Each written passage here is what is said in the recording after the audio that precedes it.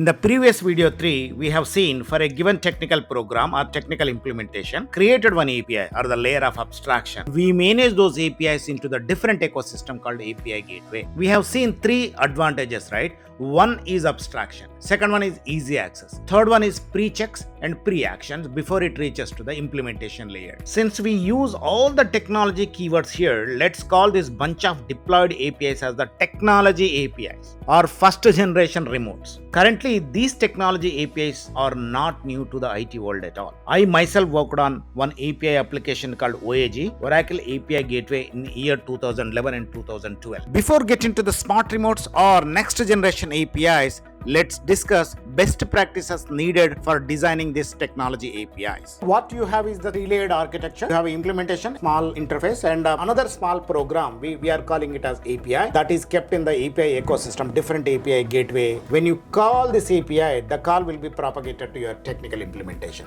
That's what we have seen. So, but while building this API, technical API, I call it as technical API, or you can relate to my remote example. So you have to follow 5S design principle: simple, self-service enabled, scalable, PD, and sec, and of course analytics on top of it. Simple means this complex implementation, you are spending 10 days of the time. Your API, you are spending 30 days of the time, no use. And imagine your level 2 remote. It should be so simple for human access, right? And similarly, this API should be so simple for your caller. Scalable.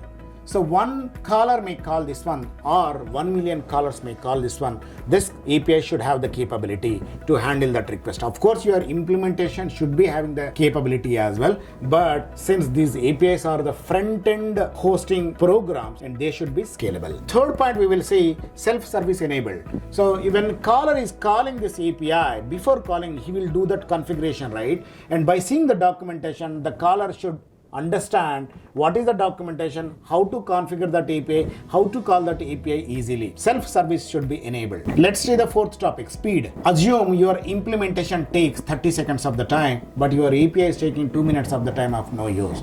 So your API is additional program, right? And that should take very minimal amount of the time. Execution technology in the API should be so fast. We will see the fifth point, secure. Now your implementation is abstracted by your APIs, and APIs will be called by your external partner and internal partners, programs, or external programs and internal programs.